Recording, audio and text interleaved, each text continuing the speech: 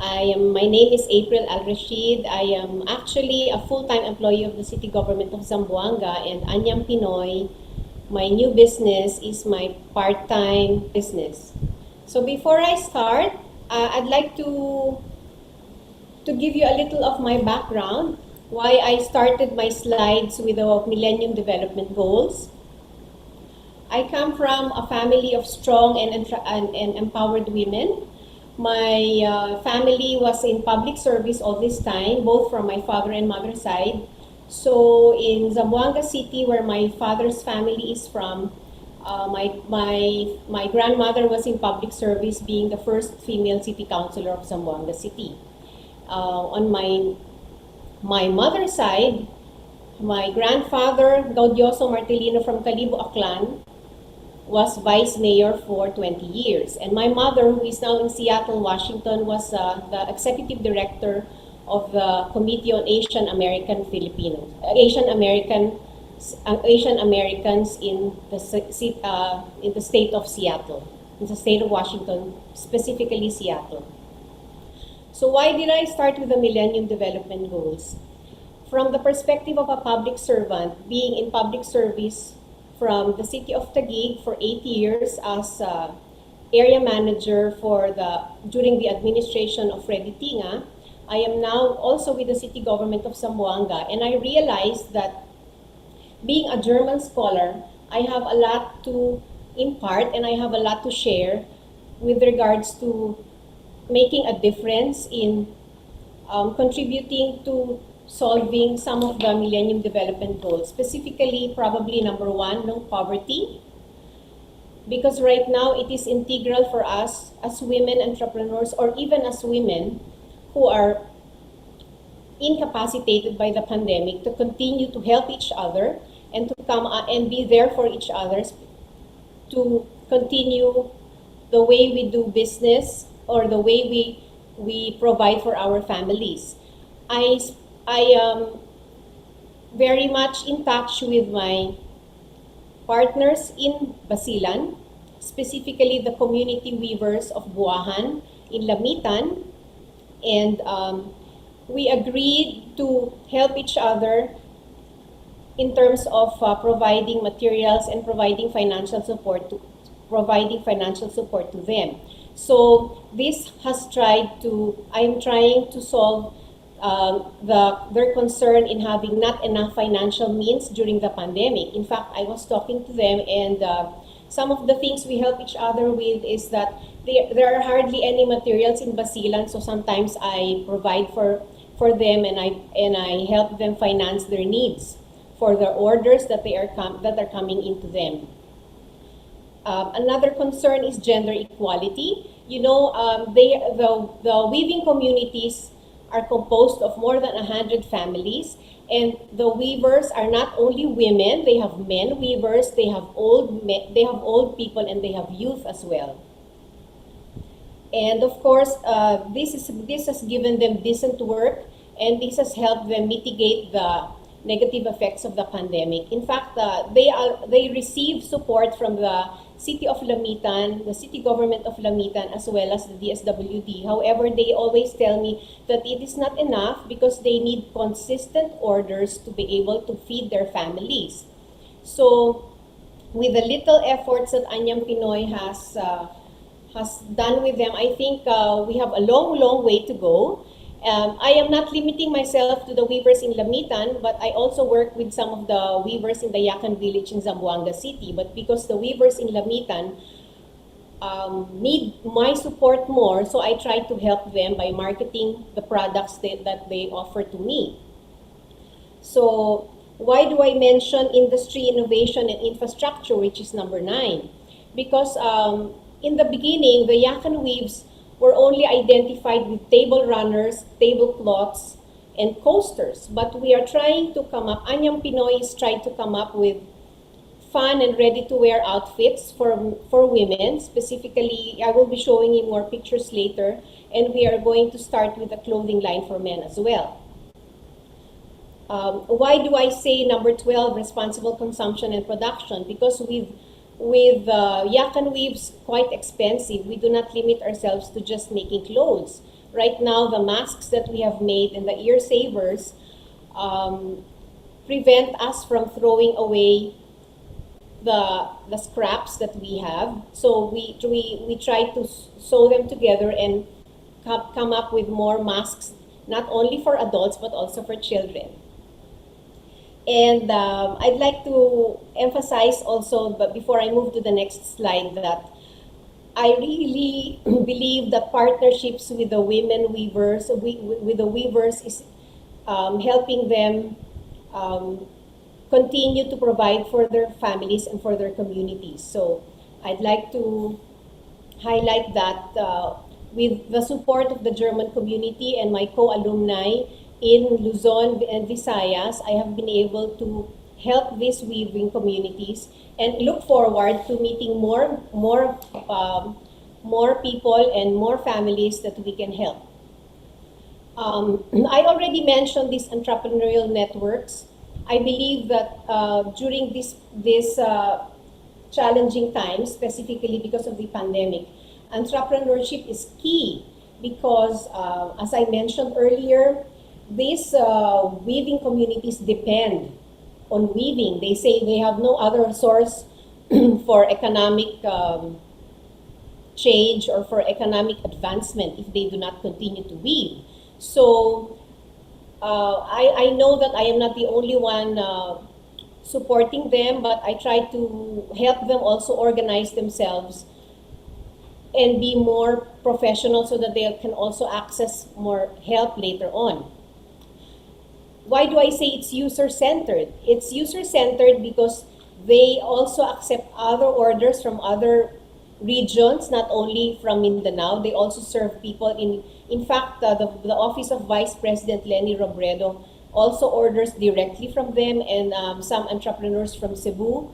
So they can do whatever you want them to do. Just give them your designs or just give them the patterns that you would like them to make. So they make a minimum of 5 meters up to 50 meters. So why is it decentralized? Because although they receive support from the city of Lamitan, they are an independent and autonomous weaving community composed of more than 100 families. I was able to visit them in 2019, and because of the pandemic, I have not been able to go back. But because of the digital era and IT, we are able to call each other and meet by phone and by FB Messenger. Of course, as I said, they also asked for my opinions on how to become better business people. So what other means to help them than to do training later on, which is something I'd like to do with them later. Okay, so I am a startup, and I believe that they have much to learn. Although my background in furniture export, because I was also trained in Germany in international marketing, which is import-export, and also trading and negotiations, and international marketing, and of course furniture production. And of all of these trainings that I received when I was a CDG scholar way back 1991 to 1993, I am now using for my business. And I try to maintain constant communication with my customers and also gather feedback. And I believe that my minimum viable product right now, what is a minimum viable product? It's something that you can market out of your business. You can choose something that actually gives you more opportunity to seek feedback and to also help the communities that I support. So my minimum viable product, aside from my clothing, are my masks and my other accessories. We have also some accessories in the pipeline like bags, but right now we are more focused on the masks because it is a necessary tool for all of us to mitigate the effects of the pandemic. And of course, I ask my customers how to feedback on aesthetics, on comfort, and also on the sizes, the specific sizes that they prefer for the masks. I will be showing you pictures of my weaves that I got from Lamitan recently, so that you can imagine how you would like to have your own masks designed if you wish to order at a later time. So the lean startup is something that I have gotten from the author Eric Ries, and I'm sharing a slide here, meaning what are the prospects and how do you start your business. But of course, I did not start the traditional way, because I actually wanted to help this community that I met in 2019. We actually met accidentally, although when I was still a professional in Manila, I was already in touch with Yakan weavers who would who would invite me to their events at the U.S. Embassy, and also during the non-profit events of the American Embassy and other foreign embassies in Manila. So trade shows that have featured Yakan weavers, I have always supported them even when I was in Manila. So right now, it is like just coming closer to the source and being more accessible to them and helping them reach their dreams, no? Like their potential to be organized and actually to seek more trainings. So I mentioned here that my training was also in Germany in international marketing like Leah, and I had worked in the city government of Taguig, specifically for projects in housing and as well as food consumption with the Department of Agriculture. So I move now more specifically to Anyam Pinoy. Okay. I have always noticed that I had an inkling. I was because of my furniture training in furniture export and furniture retail.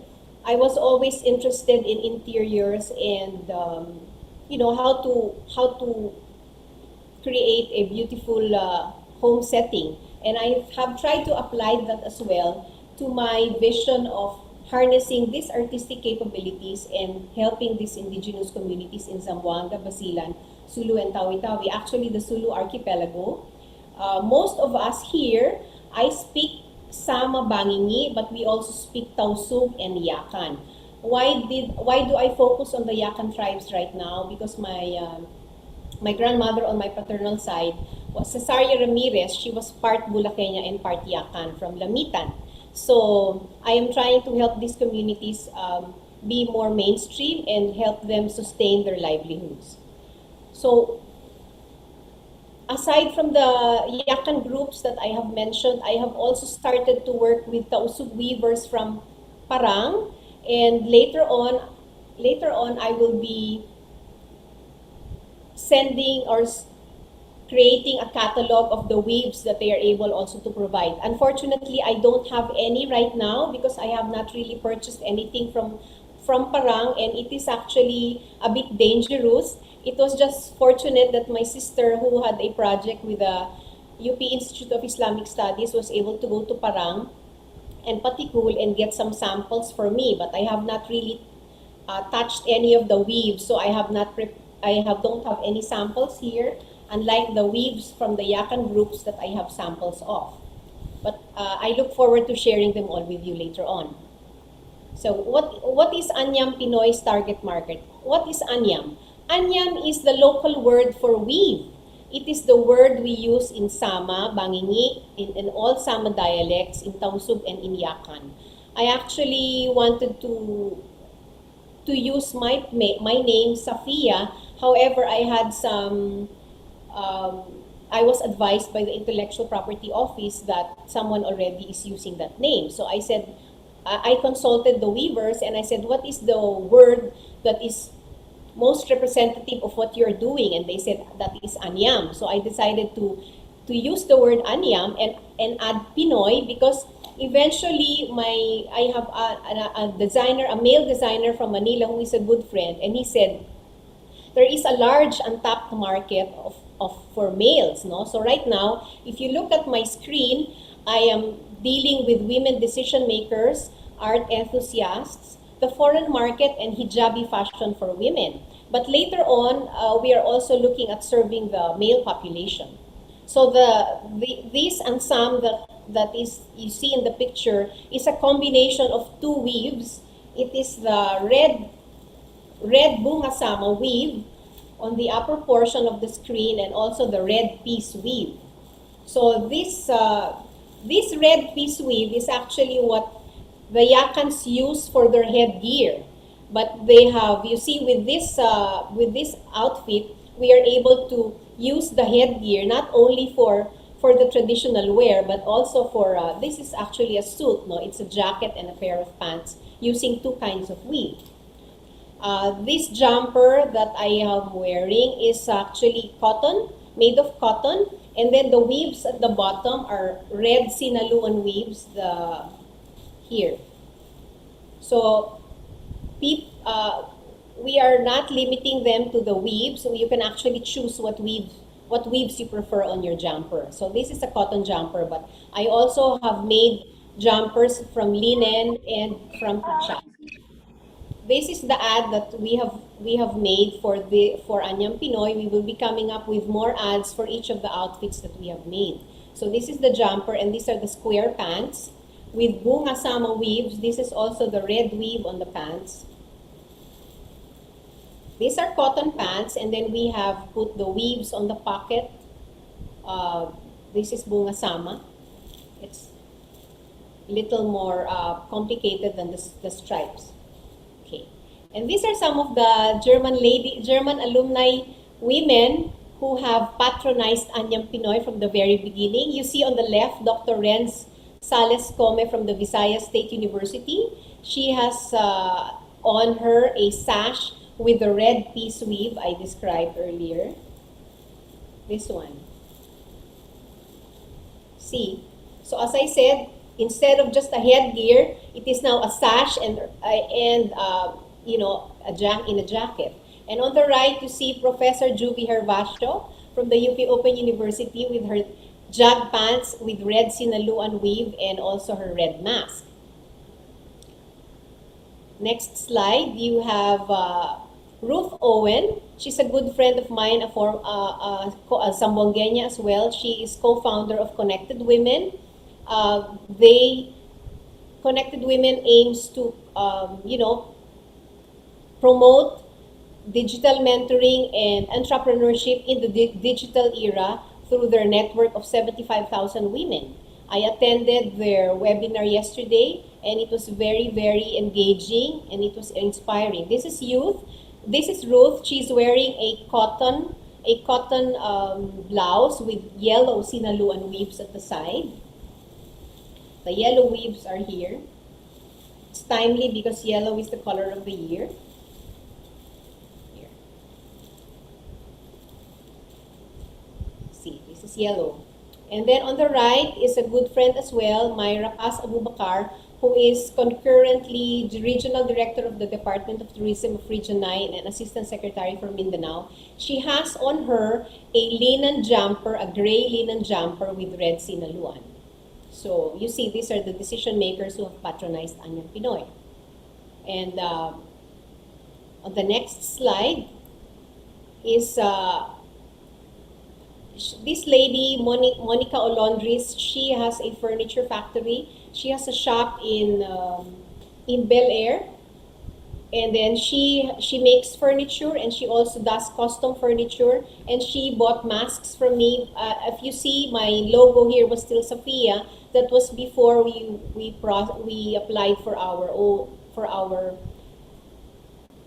registration at the IPO. So the ladies from the foreign market who have patronized Anyang Pinoy, this is Dr. Lisel Emond. She's from the United States of America. She's also a UP alumnus, but from the University of the Philippines in Los Baños. She's a veterinarian. She has her own business in the States. And she bought 3 blouses from Anyang Pinoy. And this is the weave that you see there. That is a black blouse with this orange bungasama weave on her blouse. And on the right side is also a good friend, Ellen Aguilar, who is a nurse in London, in the United Kingdom. She has on her the Halima blouse which is also a green cotton blouse with green sinaluan weaves.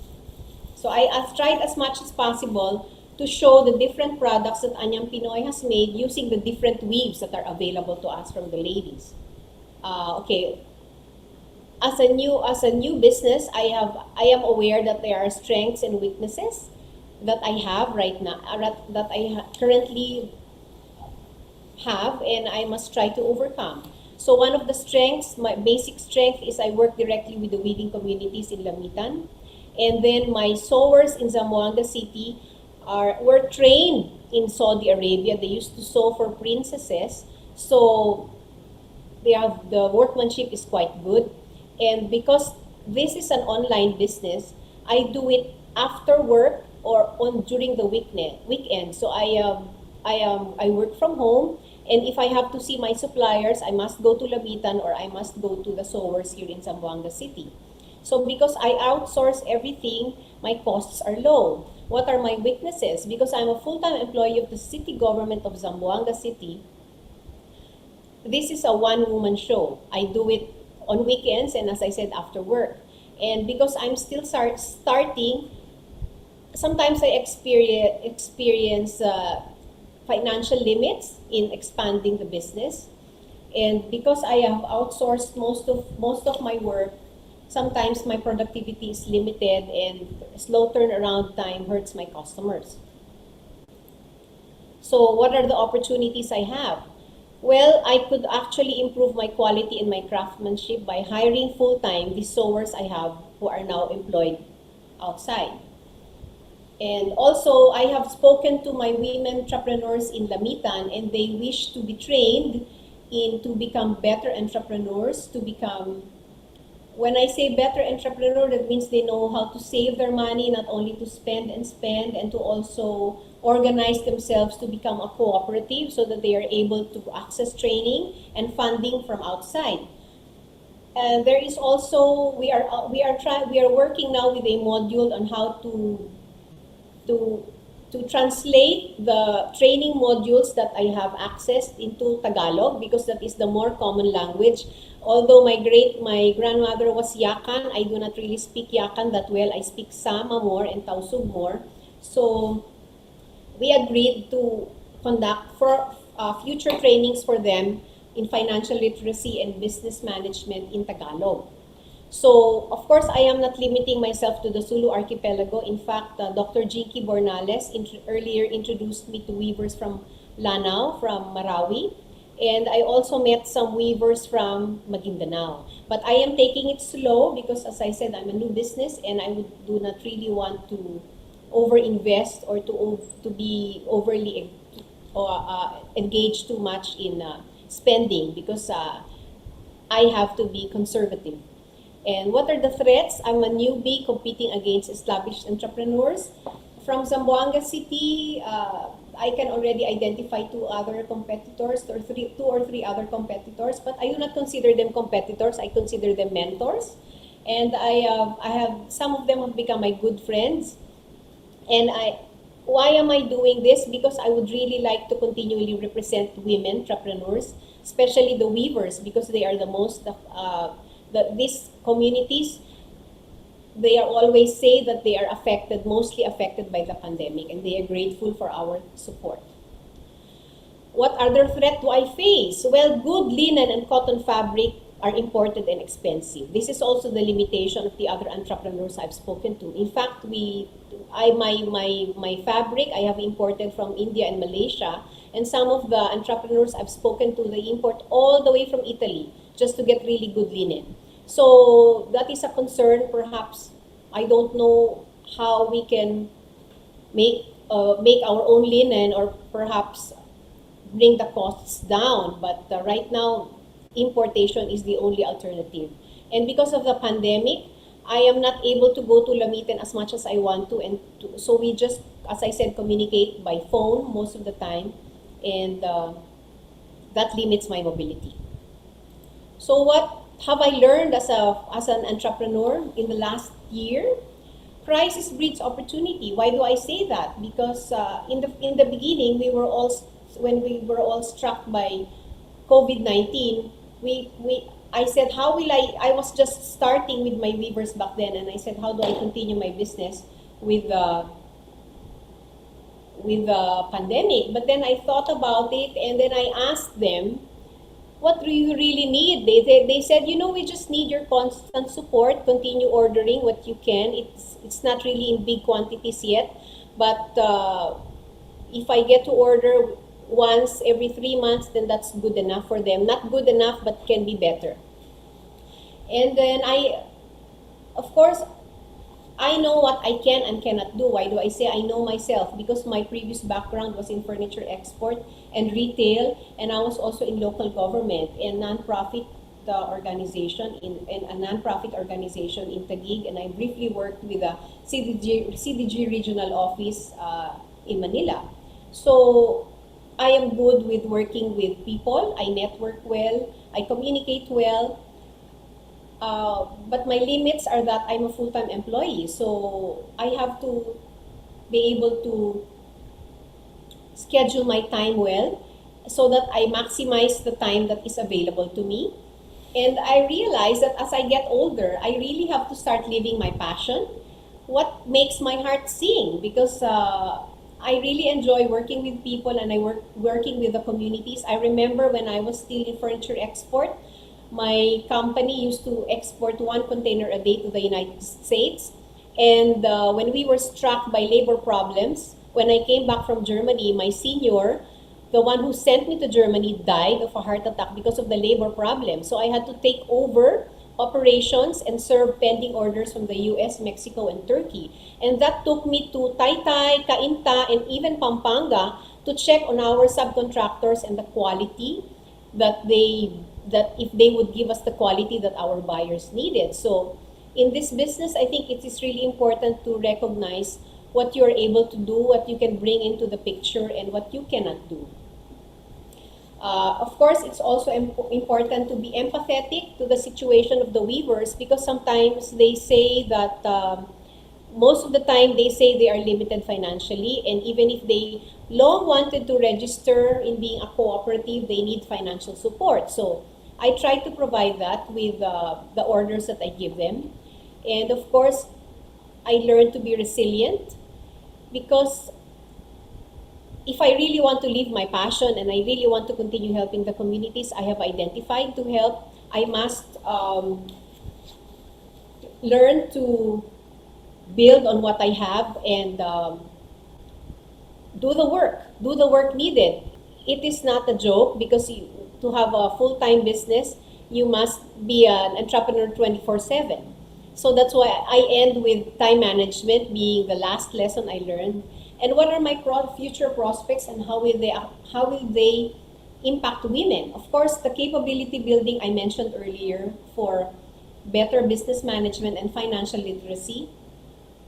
We are still in the process of translating our materials into Tagalog, and hopefully when we are able to do that, we can share that with them. Maybe not with the 100 families right away, but maybe a group of 10 to 15 families first, because we have to continually observe social distancing, and I have to go to Lamitan with my co-trainer.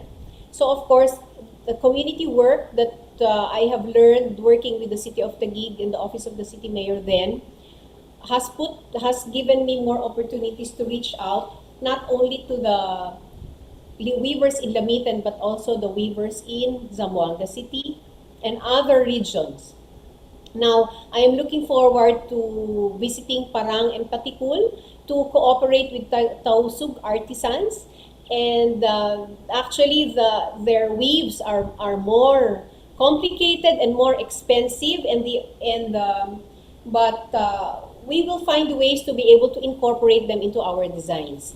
And finally, of course, we try to share the best practices of being what we can offer from my experience of being in the local government and being in export before. I try to share this plus my experience in financial literacy.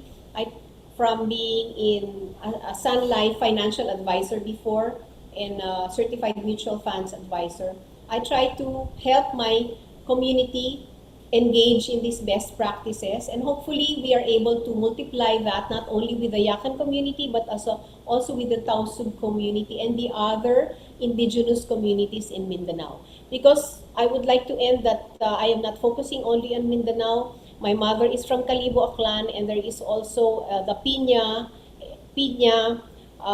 material there, which is we are able to incorporate that into our design. So I end with maraming salamat in Tausug, Yakan, and Sama. This is Magsukul. This is our local word for maraming salamat, and thank you for having me. It was a privilege and an honor to share my story.